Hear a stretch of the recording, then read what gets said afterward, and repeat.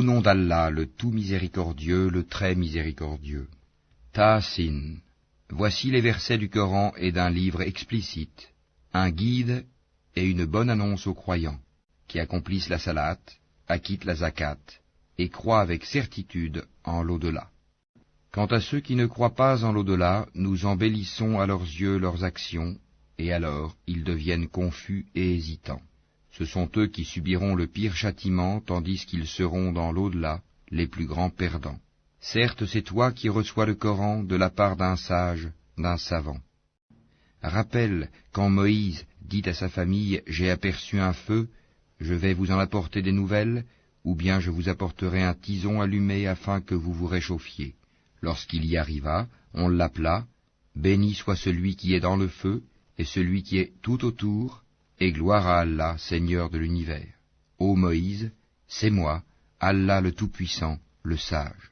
Et jette ton bâton. » Quand il le vit remuer comme un serpent, il tourna le dos pour fuir, sans revenir sur ses pas. « N'aie pas peur, Moïse, les messagers n'ont point peur auprès de moi. Sauf celui qui a commis une injustice, puis a remplacé le mal par le bien, alors je suis pardonneur et miséricordieux. Et introduis ta main dans l'ouverture de ta tunique, elle sortira blanche et sans aucun mal, un des 9 prodiges à Pharaon et à son peuple, car ils sont vraiment des gens pervers. Et lorsque nos prodiges leur parvinrent, clairs et explicites, ils dirent, c'est là une magie évidente. Ils les nièrent injustement et orgueilleusement, tandis qu'en eux-mêmes ils y croyaient avec certitude. Regarde donc ce qu'il est advenu des corrupteurs. Nous avons effectivement donné à David et à Salomon une science, et ils dirent, louange à Allah qui nous a favorisés à beaucoup de ses serviteurs croyants. Et Salomon hérita de David et dit, ô homme, on nous a appris le langage des oiseaux, et on nous a donné part de toutes choses, c'est là vraiment la grâce évidente. Et furent rassemblés pour Salomon ces armées de djinns, d'hommes et d'oiseaux, et furent placés en rang. Quand ils arrivèrent à la vallée des fourmis, une fourmi dit, ô fourmis, entrez dans vos demeures, de peur que Salomon et ses armées ne vous écrasent sous leurs pieds sans s'en rendre compte.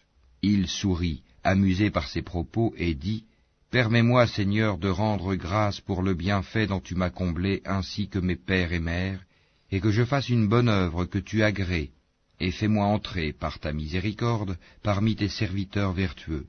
Puis il passa en revue les oiseaux et dit, pourquoi ne vois-je pas la huppe? Est-elle parmi les absents? Je la châtierai sévèrement, ou je l'égorgerai, ou bien elle m'apportera un argument explicite. Mais elle n'était restée absente que peu de temps, et dit, j'ai appris ce que tu n'as point appris, et je te rapporte de Saba une nouvelle sûre. J'ai trouvé qu'une femme est leur reine, que de toutes choses elle a été comblée, et qu'elle a un trône magnifique. Je l'ai trouvée, elle et son peuple, se prosternant devant le soleil au lieu d'Allah. Le diable leur a embelli leur action, et les a détournés du droit chemin, et ils ne se sont pas bien guidés. Que ne se prosterne-t-il devant Allah, qui fait sortir ce qui est caché dans les cieux et la terre, et qui sait ce que vous cachez et aussi ce que vous divulguez? Allah, point de divinité à part lui, le Seigneur du trône immense. Alors Salomon dit, nous allons voir si tu as dit la vérité ou si tu as menti.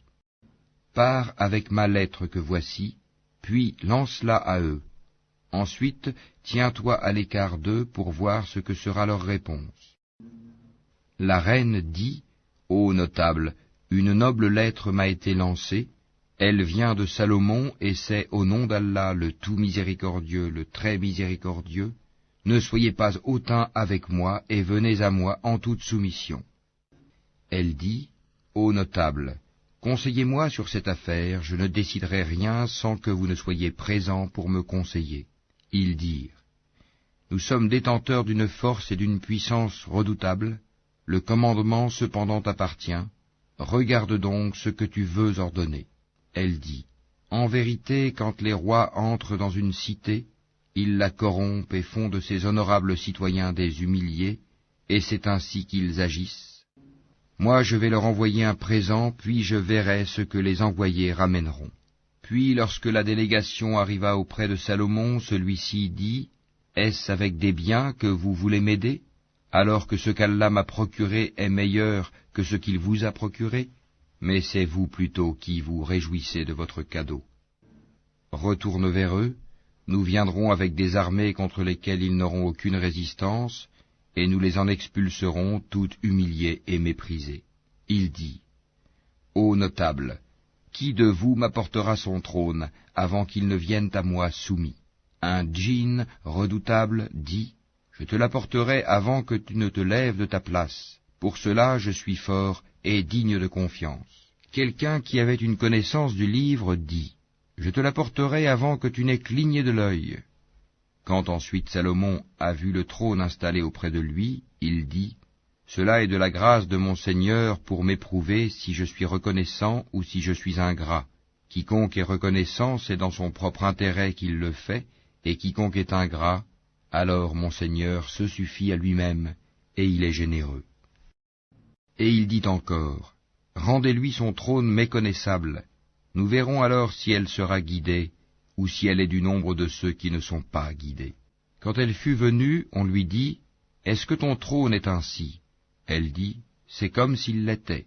Salomon dit, le savoir nous a été donné avant elle, et nous étions déjà soumis. Or, ce qu'elle adorait en dehors d'Allah l'empêchait d'être croyante, car elle faisait partie d'un peuple mécréant. On lui dit, entre dans le palais. Puis, quand elle le vit, elle le prit pour de l'eau profonde, et elle se découvrit les jambes.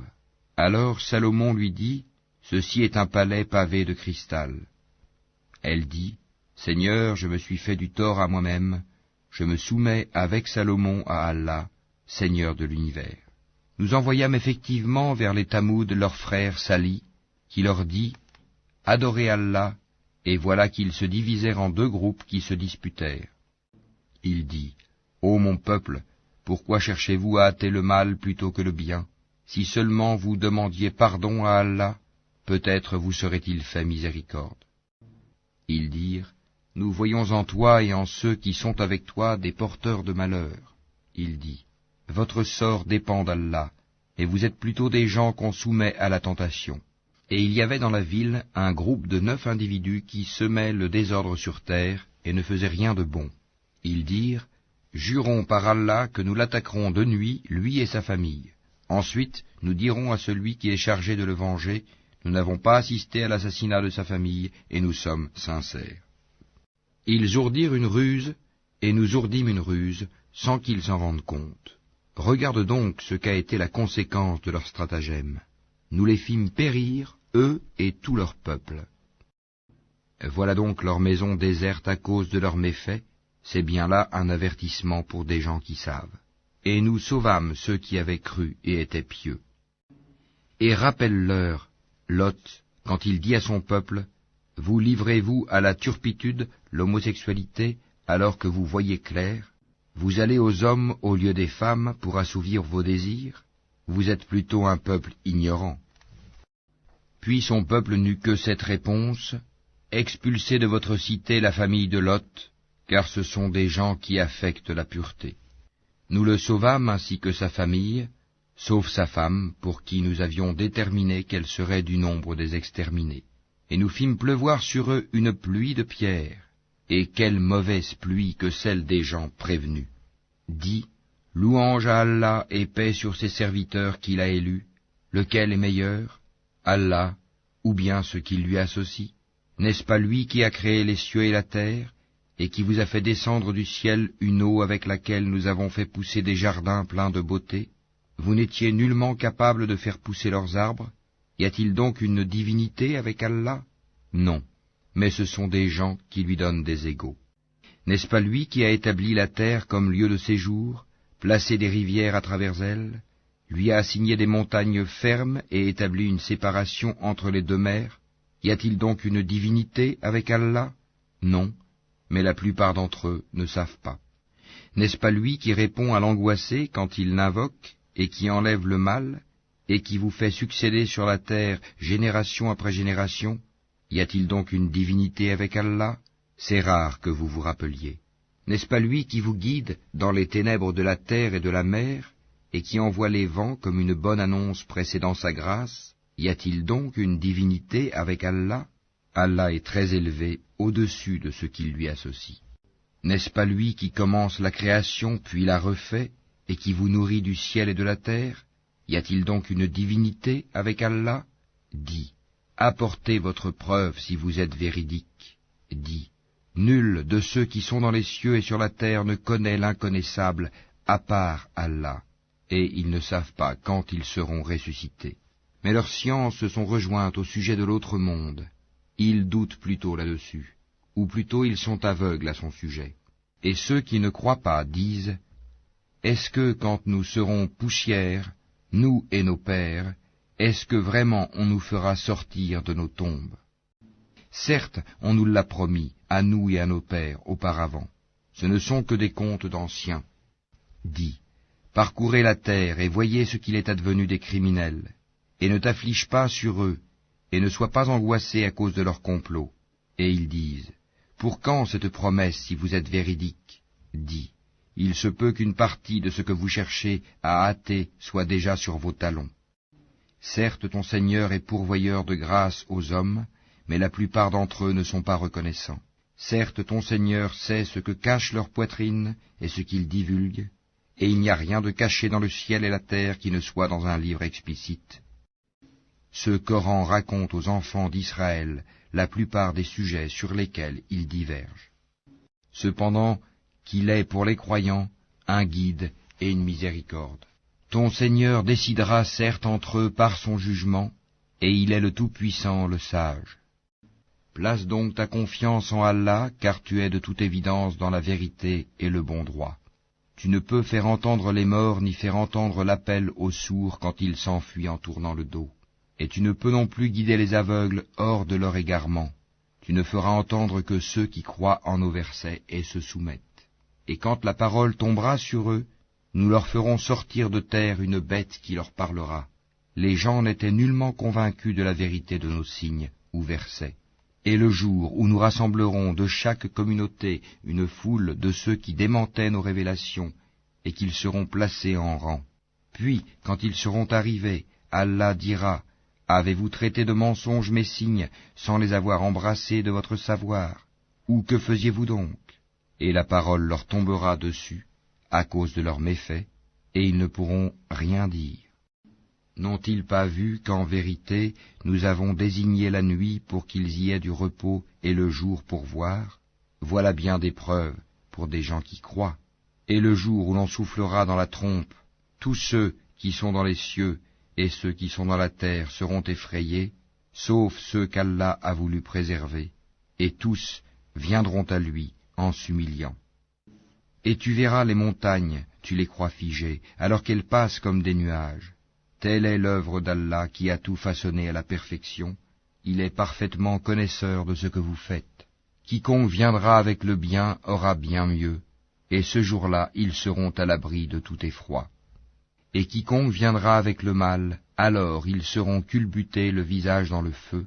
N'êtes-vous pas uniquement rétribués selon ce que vous œuvriez? Il m'a été seulement commandé d'adorer le Seigneur de cette ville, la Mecque, qui l'a sanctifiée, et à lui toute chose, et il m'a été commandé d'être du nombre des musulmans, et de réciter le Coran. Quiconque se guide, c'est pour lui-même en effet qu'il se guide, et quiconque s'égare, alors dit, je ne suis que l'un des avertisseurs. Dis, louange à Allah, il vous fera voir ses preuves, et vous les reconnaîtrez. Ton Seigneur n'est pas inattentif à ce que vous faites.